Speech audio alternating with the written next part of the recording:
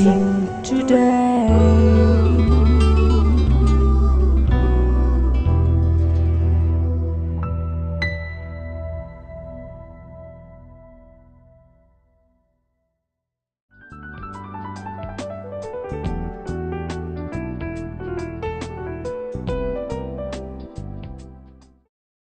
Welcome back to Blessing Today.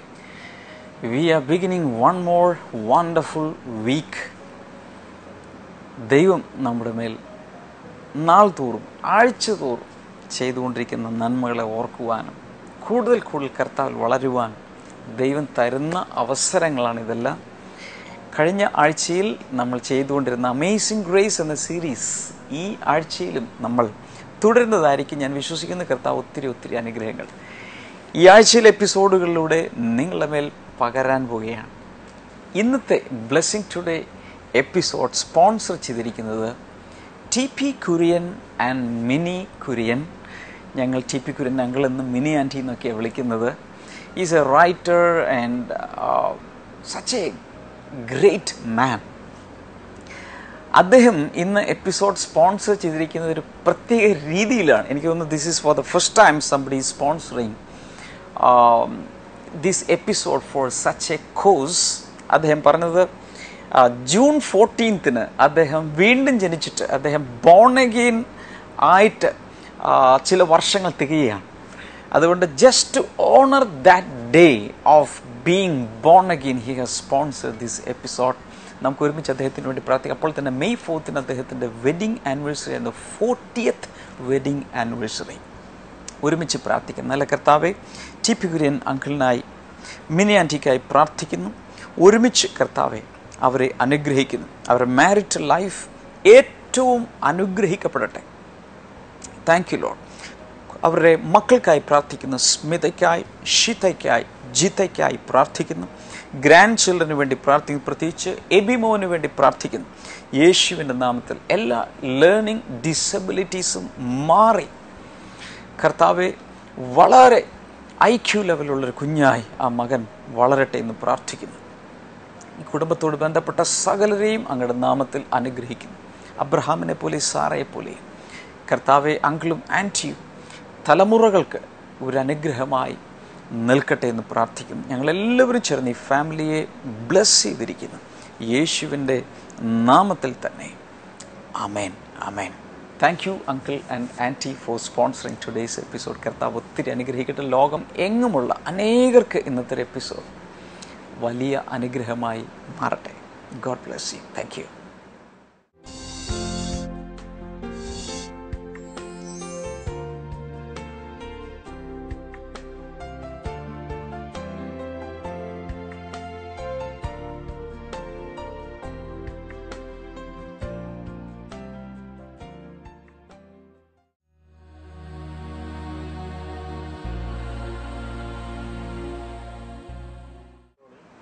Amazing grace, അതിശയകരമായ ദൈവകൃപ സന്ദേശം തുടരുകയാണ്. കഴിഞ്ഞ ആഴ്ചയിൽ നമ്മൾ അവസാനമായി പറഞ്ഞുകൊണ്ടിരുന്നത് ഒരുപക്ഷെ നിങ്ങൾ ഓർക്കുന്നുണ്ടായിരിക്കും. നോട്ട്സ് തുടർച്ചയായി എഴുതുന്നവർ ബുക്ക് എടുക്കുക, ഒന്ന് റിവൈസ് ചെയ്ത് നോക്കുക ഏറ്റവും അവസാനത്തേത്, അല്ലെങ്കിൽ you may miss the coherence. അവസാനമായി നമ്മൾ പറഞ്ഞത് ഇങ്ങനെയാണ്: ദൈവത്തിൻ്റെ കൃപ 3 കാലങ്ങളിലായി വിന്യസിച്ച് കിടക്കുകയാണ്. ഭൂതകാലത്തിൽ ദൈവം നാം ജനിക്കുന്നതിന് മുൻപ് തന്നെ കൃപയുടെ ഒരു വലിയ അളവ് നമുക്ക് വേണ്ടി ചൊരിഞ്ഞു കഴിഞ്ഞു. യേശു നമുക്ക് വേണ്ടി കാൽവരി ക്രൂശിൽ എല്ലാവർക്കും വേണ്ടി ആ കൃപ ലഭിക്കേണ്ടതിന് പാപത്തെയും രോഗത്തെയും മരണത്തെയും സകലത്തെയും അവൻ ഡീൽ ചെയ്തു നമുക്ക് വേണ്ടി. രണ്ടാമതായി നമ്മൾ കണ്ടു, വർത്തമാനകാലത്തിൽ ഇന്ന് ഈ കാലത്ത് ഓരോ ദിവസത്തെയും നിമിഷത്തെയും ജീവിതത്തിൽ കർത്താവ് നമുക്ക് വേണ്ടി അത്ഭുതങ്ങൾ ചെയ്യുക, കൃപ ചൊരിഞ്ഞുകൊണ്ടേയിരിക്കുകയാണ്. അതിൽ തന്നെ വളരെ ഫോക്കസ് ചെയ്തൊരു കാര്യമായിരുന്നു കൃപാസനം. ഒരു ATM കൗണ്ടർ പ്രവർത്തിക്കുന്നത് പോലെ ദിവസത്തിൻ്റെ ഏത് സമയത്തും ഏത് നേരത്തും നമുക്ക് ദൈവത്തിൻ്റെ സിംഹാസനത്തിലേക്ക് ഇന്ന് ഓടിച്ചെല്ലാൻ കഴിയുന്നു. കാരണം ഇന്ന് ദൈവത്തിൻ്റെ സിംഹാസനം ന്യായാസനമല്ല, ന്യായാധിപൻ്റെ സിംഹാസനമല്ല, കൃപയുടെ ആസനമാണ്. Thrown of grace. അതുകൊണ്ട് എപ്പോഴും നമുക്ക് ഓടിച്ചെല്ലാം. തത്സമയത്ത് കൃപ ലഭിക്കേണ്ടതിന് നമുക്ക് കൃപാസനത്തിലേക്ക് ധൈര്യത്തോടെ ചെല്ലാം എന്ന് നമ്മളവിടെ കണ്ടു. ഇന്ന് ഞാൻ പ്രധാനമായും നിങ്ങളോട് പറഞ്ഞു തുടങ്ങുന്നത് ഫ്യൂച്ചറിൽ എന്ത് സംഭവിക്കും, ഈ കൃപ ഫ്യൂച്ചറിലേക്ക് എക്സ്റ്റെൻഡ് ചെയ്യുന്നത് എങ്ങനെയാണ്, അത് നമുക്കൊന്ന് ചിന്തിച്ച് നോക്കാം. 1 പത്രോസ് 5-ാം അധ്യായം 10-ാമത്തെ വാക്യം ബൈബിൾ തുറന്ന് നമുക്ക് വായിക്കാം. ക്രിസ്തുവിലുള്ള തൻ്റെ നിത്യ തേജസ്സിനായി നിങ്ങളെ വിളിച്ചിരിക്കുന്ന സർവകൃപാലുവായ ദൈവം തന്നെ നിങ്ങൾ അല്പകാലത്തേക്ക് കഷ്ടം സഹിച്ചതിനു ശേഷം നിങ്ങളെ പരിപൂർണരാക്കുകയും ഉറപ്പിക്കുകയും ശക്തീകരിക്കുകയും ചെയ്യും. ഇനി വരുംകാലത്തെ കാര്യം പറയുന്നത്. ദൈവത്തിൻ്റെ കൃപയാൽ വരുംകാലത്ത്, അതിന് ഇംഗ്ലീഷ് പരിഭാഷ കൂടെ വായിക്കാം. But the God of all grace who hath called us unto his eternal glory by Christ Jesus, after that he has suffered a while, make you perfect, establish, strengthen, settle you. ഫ്യൂച്ചറിലേക്കും കർത്താവിൻ്റെ കൃപ അത് കുറച്ചുകൂടി നീട്ടി ചിന്തിച്ചാൽ, ഒരു തരത്തിൽ പറഞ്ഞാൽ future ഇറ്റേണിറ്റിയിൽ, ഭാവിയിൽ ദൈവത്തോടു കൂടെ നിത്യതയിൽ നമുക്കൊരു സ്ഥാനവും നമുക്ക് അനുഗ്രഹങ്ങളും സകലവും ഒരു പൊസിഷനും എല്ലാം കർത്താവ് അറേഞ്ച് ചെയ്ത് വെച്ചിരിക്കുക. This is because of grace. So കഴിഞ്ഞ കാലത്ത് തുടങ്ങിയ കൃപയുടെ കോരിച്ചൊരിയുന്ന അനുഭവം ഇനി ഫ്യൂച്ചറിലേക്ക് എക്സ്റ്റെൻഡ് ചെയ്യുകയാണ്. നമ്മൾ ഇന്ന് വരെ കാണാത്ത, ഇതുവരെ മനസ്സിലാക്കിയിട്ടില്ലാത്ത വൻ കാര്യങ്ങൾ നമ്മുടെ ഫ്യൂച്ചറിൽ കർത്താവ് നമുക്ക് വേണ്ടി കരുതി വച്ചിരിക്കുകയാണ്.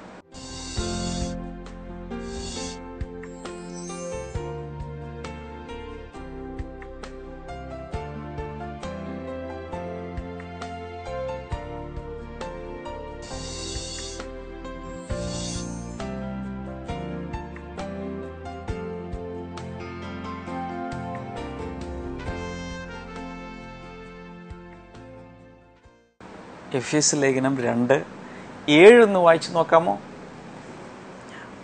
മലയാളം ബൈബിൾ ഉപയോഗിക്കുന്നവർ 6 മുതൽ നോക്കണം. ക്രിസ്തു യേശുവിൽ നമ്മോടുള്ള ദയാവായ്പിൽ തൻ്റെ അതുല്യ കൃപാധനം വരും കാലങ്ങളിൽ വെളിപ്പെടുത്തേണ്ടതിന് ദൈവം അവിടുത്തോടുകൂടെ നമ്മെയും ഉയർത്തി സ്വർഗത്തിൽ തന്നോടൊപ്പം ക്രിസ്തു യേശുവിൽ ഇരുത്തിയിരിക്കുന്നു. വരും കാലങ്ങളിൽ നമ്മിൽ അവൻ്റെ കൃപാധനം വെളിപ്പെടാൻ പോവുകയാണ്. 7-ാം വാക്യം ഇംഗ്ലീഷിൽ നോക്കുമ്പോൾ, in the ages to come he might show the exceeding riches of his grace. ചുമ്മാ ഗ്രേസ് അല്ല, എക്സീഡിംഗ് റിച്ചസ്, കൃപയുടെ അളവറ്റ ധനം, മഹിമാധനം അവൻ വരും കാലങ്ങളിൽ വരാൻ പോകുന്ന യുഗങ്ങളിൽ നമുക്ക് വേണ്ടി കാണിക്കുവാൻ വേണ്ടി സംഗ്രഹിച്ചു വച്ചിരിക്കുകയാണ്. അതിനുവേണ്ടി ഇന്നേ കർത്താവ് നമ്മളെ യേശുവിനോടുകൂടെ ഉയർപ്പിച്ച് സ്വർഗസ്ഥലങ്ങളിൽ ഇരുത്തിയിരിക്കുന്നു. ആത്മീയമായി, ആത്മമണ്ഡലത്തിൽ, പൊസിഷൻ വൈസ്. അതിൻ്റെ അർത്ഥം ഇതുവരെ നമ്മൾ അനുഭവിച്ചുകൊണ്ടിരുന്ന കൃപയൊന്നുമല്ല, ഇനി വരും കാലങ്ങളിൽ ഒത്തിരി കൃപകൾ നമ്മുടെ മേൽ ചൊരിയാൻ കിടക്കുന്നതേ ഉള്ളൂ. So God is rich in grace, so rich in grace. അത് ഇനി നമ്മൾ ജീവിതകാലം മുഴുവൻ, നിത്യത മുഴുവൻ അനുഭവിക്കാൻ വേണ്ടി കർത്താവ് മാറ്റിവെച്ചിരിക്കുന്നു. ഭാവിയിൽ നമുക്ക് വേണ്ടി വെളിപ്പെടാനിരിക്കുന്ന കൃപ, അതാണ് നമ്മുടെ പ്രത്യാശ. We have a sure hope because there is a promise of the revelation of God's grace in the days to come. അതുകൊണ്ട് നമുക്ക് ഉറപ്പുള്ളൊരു പ്രത്യാശയുണ്ട്. ഈ സമയത്ത്, ഈ കാലഘട്ടത്തിൽ വളരെ കഷ്ടങ്ങളിലൂടെ പോകുന്ന പലരുമുണ്ട്. പ്രത്യേകിച്ച് യേശുവിലേക്ക് വന്നത് നിമിത്തം, വേദപുസ്തകം വായിച്ചത് നിമിത്തം സ്വന്തം കുടുംബാംഗങ്ങളാൽ പീഡിപ്പിക്കപ്പെടുന്നവരുണ്ട്, മതങ്ങളാൽ പീഡിപ്പിക്കപ്പെടുന്നവരുണ്ട്, പലരും എതിർക്കുന്നവരുണ്ട്, തല്ലുകൊള്ളുന്നവരുണ്ട്, രക്തസാക്ഷികളാകുന്നവരുണ്ട്. ഇങ്ങനെയൊക്കെ പലരാലും പീഡിപ്പിക്കപ്പെടുമ്പോൾ ഓർക്കണം, വരും കാലങ്ങളിൽ ദൈവത്തിൻ്റെ കൃപയുടെ മഹിമാധനം അങ്ങനെയുള്ളവർക്ക് വേണ്ടി തേജസ്സിൽ വെളിപ്പെടേണ്ടതിന് കർത്താവ് സൂക്ഷിച്ചു വച്ചിരിക്കുകയാണ്. അതുകൊണ്ട് ഇന്ന് ഈ ലോകത്തിൽ കഷ്ടങ്ങളിലൂടെ പോകുന്നവർ അത് സാരമില്ല, സംതിങ് ഗ്രേറ്റ് ഈസ് കമ്മിങ്. നമ്മിൽ വെളിപ്പെടുവാനിരിക്കുന്ന വലിയൊരു തേജസ്സുണ്ട്. അത് നോക്കുമ്പോൾ ഈ കാലഘട്ടത്തിലെ കഷ്ടതകൾ ഒന്നുമല്ല എന്ന് നമ്മൾ മനസ്സിലാക്കണം. ഇങ്ങനെ വരാനിരിക്കുന്ന കാലഘട്ടത്തിലുള്ള കൃപയെക്കുറിച്ചുള്ള ഒരു വെളിപ്പാട് കൂടെ നമ്മുടെ അകത്ത് നാം ക്യാരി ചെയ്യണം. ഇപ്പോൾ നമ്മൾ ഭൂതം, വർത്തമാനം, ഭാവി ഈ 3 കാലങ്ങളിലേക്ക് വിന്യസിച്ച് കിടക്കുന്ന ദൈവത്തിൻ്റെ കൃപയുടെ മഹിമാധനത്തെക്കുറിച്ച് ഏകദേശം ഒന്ന് ചിന്തിച്ചു. ഇനി നമ്മൾ ചിന്തിക്കാൻ പോകുന്നത് ഈ വർത്തമാന കാലത്തിലേക്ക് തന്നെ ഒന്നുകൂടെ നമ്മൾ തിരിച്ചു വരാൻ പോവുകയാണ്. ഈ ദൈവത്തിൻ്റെ കൃപയാൽ നമുക്ക് എന്തെല്ലാം ചെയ്യാൻ കഴിയും? ദൈവത്തിൻ്റെ രാജ്യത്തിൽ നമ്മൾ ജീവിക്കുന്നതും വാഴുന്നതും ദൈവത്തിൻ്റെ കൃപയാലാണ്. ആ ഒരൊറ്റ കാര്യത്തിൽ നമ്മൾ മുറുകെ പിടിക്കേണ്ടിയിരിക്കുന്നു. ഗലാത്യ ലേഖനം 3-ാം അധ്യായം 3-ാം വാക്യം നമുക്ക് ഈ സമയത്തൊന്ന് വായിച്ചു നോക്കാം. നിങ്ങൾ ഇത്ര ബുദ്ധിശൂന്യരോ, ആത്മാവിനാൽ ആരംഭിച്ചിട്ട് ഇപ്പോൾ ജഡം കൊണ്ടോ നിങ്ങൾ പൂർത്തിയാക്കുന്നത്? എന്ന് വെച്ചാൽ ഗലാത്യയിലുള്ള ആളുകളോട് അവർ വഴിതെറ്റിപ്പോയി. കാരണം കൃപയുടെ സുവിശേഷം കേട്ട കൃപയാൽ അവർ രക്ഷിക്കപ്പെട്ടെങ്കിലും കുറെ കഴിഞ്ഞപ്പോൾ അവർ തിരിച്ച് ന്യായപ്രമാണത്തിൻ്റെ പ്രവൃത്തികളിൽ ആശ്രയിച്ച് തിരിച്ചുപോയി. അപ്പോൾ പൗലോസ് അതിശക്തമായി തൻ്റെ തൂലിക ഉപയോഗിച്ച് അവരെ ശാസിക്കുക. ബുദ്ധി കെട്ടവരെ, നിങ്ങളെങ്ങനെ ബുദ്ധിശൂന്യരായി തീർന്നു? നിങ്ങൾ ആത്മാവ് കൊണ്ട് ആരംഭിച്ചു, പരിശുദ്ധാത്മാവ് കൊണ്ട് ആരംഭിച്ചു, എന്നിട്ട് അവസാനിക്കുന്നത് ജഡം കൊണ്ടാണ്. എങ്ങനെ ഇത് സംഭവിച്ചു എന്നാണ് അദ്ദേഹം ചോദിക്കുന്നത്. അതിൻ്റെ അർത്ഥം, രക്ഷയിലേക്ക് നമ്മൾ വന്നത് കൃപയാലാണെങ്കിൽ, പ്രവൃത്തിയാൽ അല്ലെങ്കിൽ, അതിൽ നിലനിൽക്കുന്നതും പ്രവൃത്തിയാലല്ല, കൃപയാൽ തന്നെയാണ്. ഇതേ തത്വം നമ്മുടെ ജീവിതത്തിൽ മുഴുവൻ നമ്മൾ കൊണ്ടുപോകേണ്ടതാണ്. കൃപയാലുള്ള രക്ഷ, കൃപയാലുള്ള ജീവിതം, കൃപയാലുള്ള ജയം, കൃപയാലുള്ള ശുശ്രൂഷ, കൃപയാൽ സകലവും. Everything is based on grace. ഇത് നമ്മൾ ഒരിക്കലും മറക്കരുത്. ആത്മീയ ജീവിതത്തിൽ നമ്മൾ മനസ്സിലാക്കേണ്ട മറ്റൊന്ന്, we should be always motivated by grace. നമ്മളെ മുന്നിലേക്ക് മോട്ടിവേറ്റ് ചെയ്ത് നമ്മളെ കൊണ്ടുപോകുന്ന പ്രേരക ശക്തി കർത്താവിൻ്റെ കൃപയായിരിക്കണം. കൃപയാൽ ഒരു ശുശ്രൂഷ, കൃപയാൽ ശുദ്ധീകരണം, കൃപയാൽ ആത്മാക്കളെ നേടുക, കൃപയാൽ ബൈബിൾ പഠിക്കുക, കൃപയാൽ വിശുദ്ധിയിൽ വളരുക, കൃപയാൽ ആരാധിക്കുക, കൃപയാൽ നിർമ്മല മനസാക്ഷി സൂക്ഷിക്കുക, കൃപയാൽ സകലവും ചെയ്യുന്ന ഒരു ആറ്റിറ്റ്യൂഡ് നമുക്കുണ്ടാകണം. പ്രവൃത്തികളാൽ അല്ല, നമ്മുടെ ഗുഡ്നെസ് കൊണ്ടല്ല, നമ്മുടെ മെറിറ്റ് കൊണ്ടല്ല എന്നുള്ളതാണ് നമ്മൾ മനസ്സിലാക്കേണ്ടത്. Everything is by grace. So we should be always motivated by grace. ഇതൊക്കെ കേൾക്കുമ്പോൾ ഒത്തിരി പേർക്കൊരു സംശയം വരാം, എല്ലാം കൃപയാൽ കൃപയാൽ കൃപയാൽ ആണെങ്കിൽ നമ്മളിനി എന്തെങ്കിലും ചെയ്യേണ്ട ആവശ്യമുണ്ടോ? എന്തെങ്കിലും പ്രവർത്തിക്കണമോ? ഉത്തരം, എഫെസ്യ ലേഖനം 2:9-10 വാക്യങ്ങൾ. ആരും അഹങ്കരിക്കാതിരിക്കുവാൻ അത് പ്രവൃത്തികളാൽ ലഭിച്ചതുമല്ല, നാം സൽപ്രവൃത്തികൾക്കായി ക്രിസ്തുയേശുവിൽ സൃഷ്ടിക്കപ്പെട്ട ദൈവത്തിൻ്റെ കൈപ്പണിയാണ്. നാം അവ ചെയ്യേണ്ടതിന് ദൈവം അവയെ മുൻകൂട്ടി ഒരുക്കിയിരുന്നു. എന്താണ് ഇതിൽ നിന്ന് മനസ്സിലാക്കേണ്ടത്? പ്രവൃത്തികളാലല്ല നമ്മൾ രക്ഷിക്കപ്പെട്ടത്, പ്രവൃത്തികളാലല്ല ഒന്നും സംഭവിക്കുന്നത്. എന്നാൽ കൃപയാൽ നാം സൃഷ്ടിക്കപ്പെട്ടിരിക്കുന്നത്, അഥവാ കൃപയാൽ നമ്മുടെ അകത്ത് ഒരു ആത്മാവിൽ ഒരു സൃഷ്ടിപ്പ് നടന്നിരിക്കുന്നത് സൽപ്രവൃത്തികൾ ചെയ്യാൻ വേണ്ടിയിട്ടാണ്. അല്ലെങ്കിൽ even our good works will be a product of the grace of God. സൽപ്രവൃത്തികൾ നമ്മൾ ചെയ്യണം. തീർച്ചയായും സൽപ്രവൃത്തികൾ ചെയ്യാൻ വേണ്ടിയിട്ടാണ് നമ്മൾ വീണ്ടും ജനിച്ചിരിക്കുന്നത്, രക്ഷിക്കപ്പെട്ടിരിക്കുന്നത്, കൃപ പ്രാപിച്ചത്.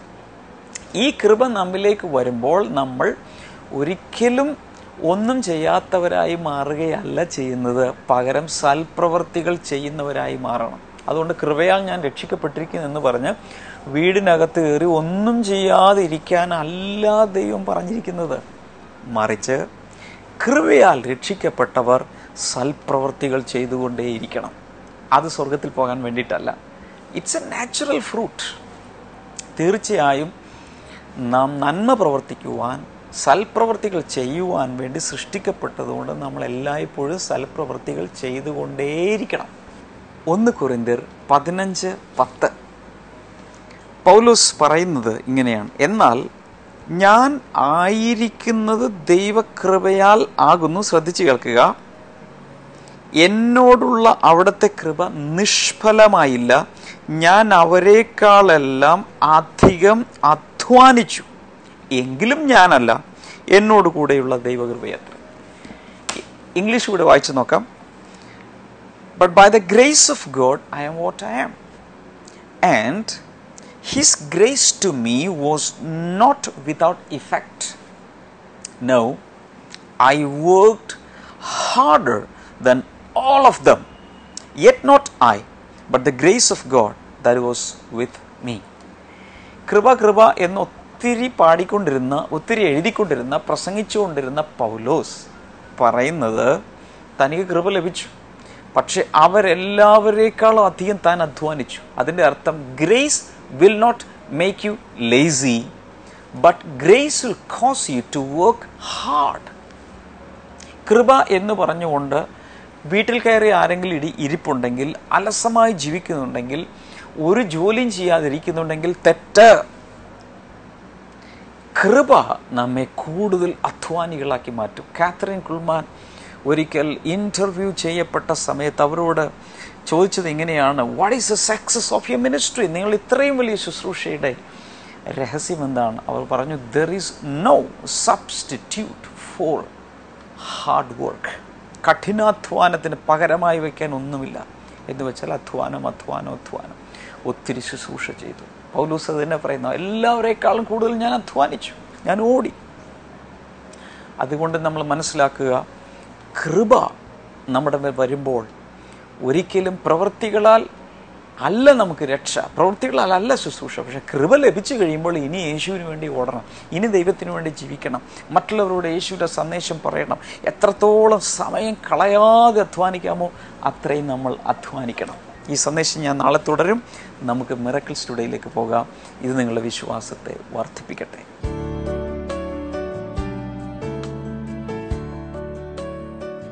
ഇത് 17-ാം തീയതി നടന്ന ഒരു അത്ഭുതമാണ്.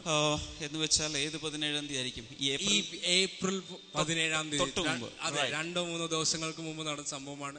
ഈ സഹോദരിയുടെ പേര് ജൂൻസി എന്നാണ്, മാരാരിക്കുളത്ത് നിന്നാണ് വരുന്നത്.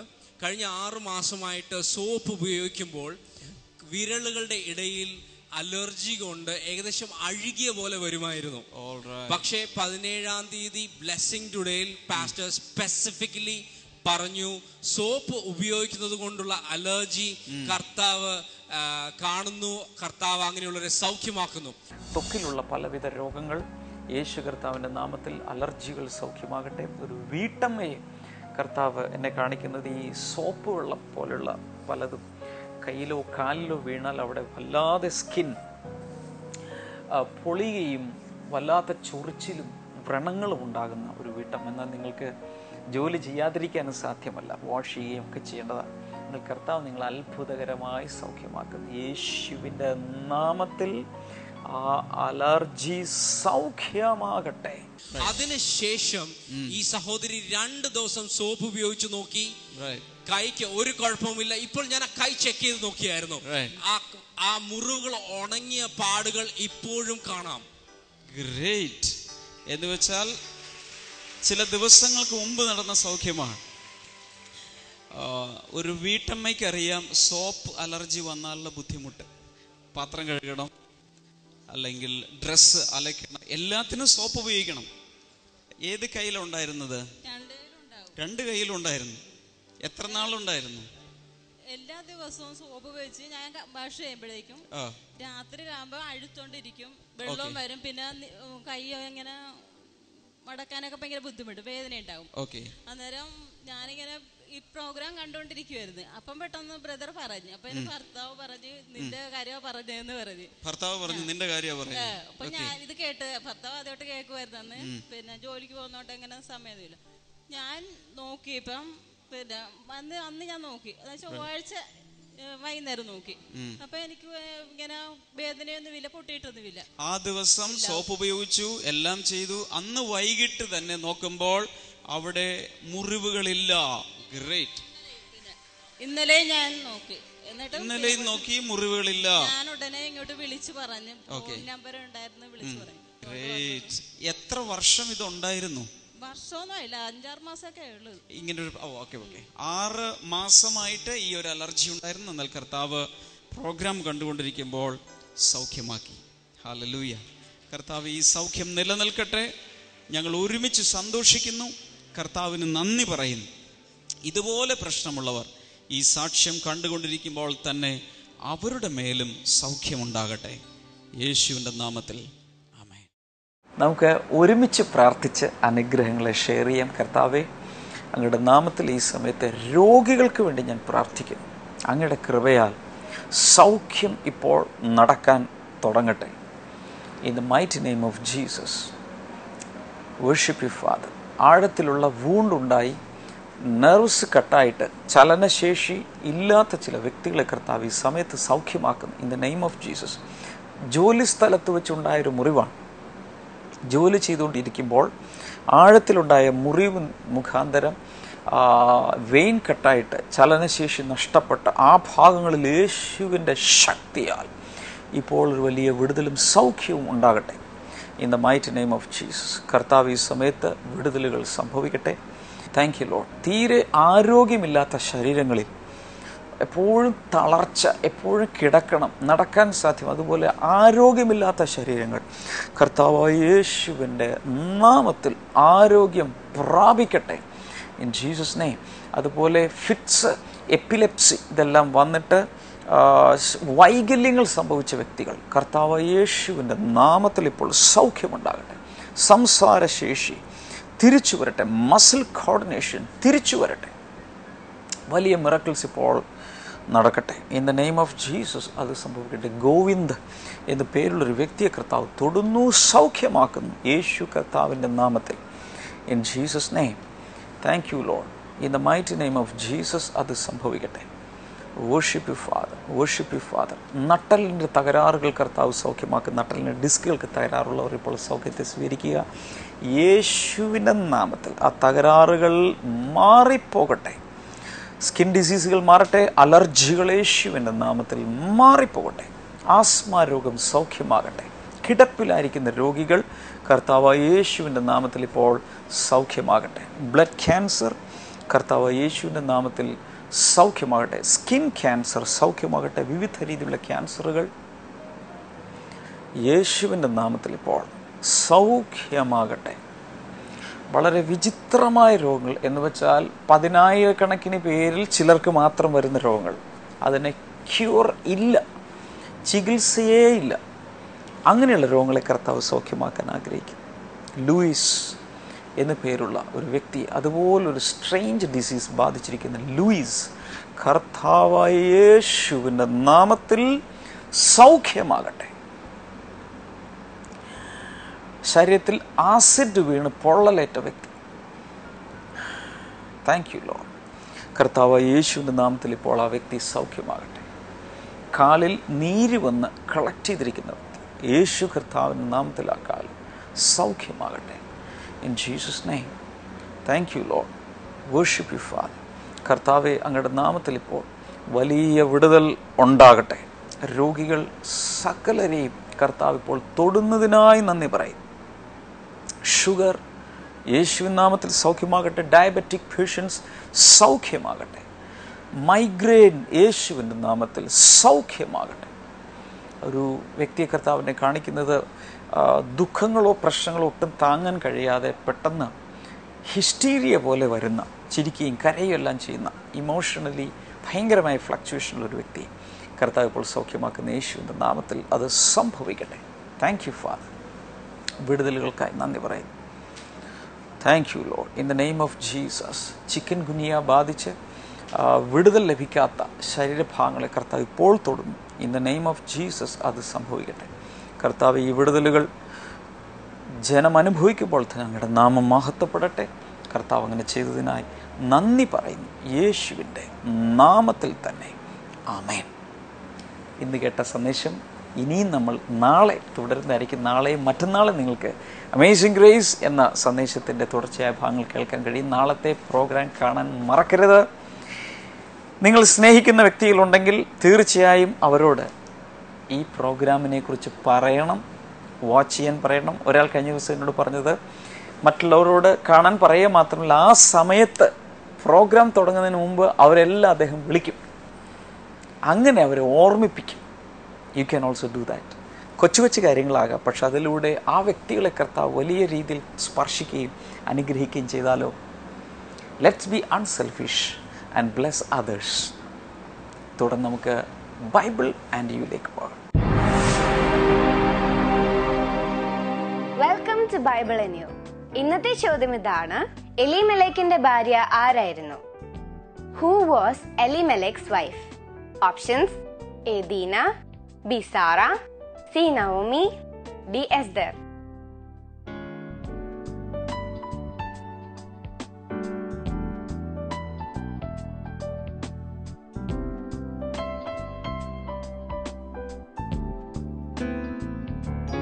ഈ ചോദ്യത്തിന് ഉത്തരം അറിയാവുന്നവർ എത്രയും പെട്ടെന്ന് സ്ക്രീനിൽ കാണുന്ന നമ്പറിലേക്ക് SMS ചെയ്യുക. നിങ്ങളുടെ ഉത്തരങ്ങൾ 99589959 എന്ന നമ്പറിലേക്ക് SMS ചെയ്യുക. SMS ചെയ്യേണ്ട format BT space option A, B, C or D.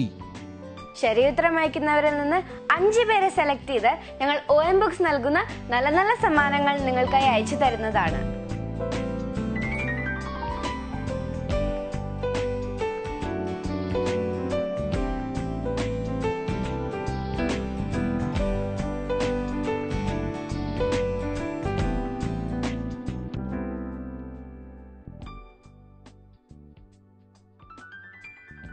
നാളത്തെ ബൈബിൾ ആൻഡ് ന്യൂയിലൂടെ വീണ്ടും കാണാം. പ്രാർത്ഥനയ്ക്കും മറ്റു വിവരങ്ങൾക്കുമായി ഇപ്പോൾ തന്നെ വിളിക്കുക 0484 4222 111. ഞങ്ങളുടെ address blessing today, post box number 2215, Edappally PO, Kerala, India 682024.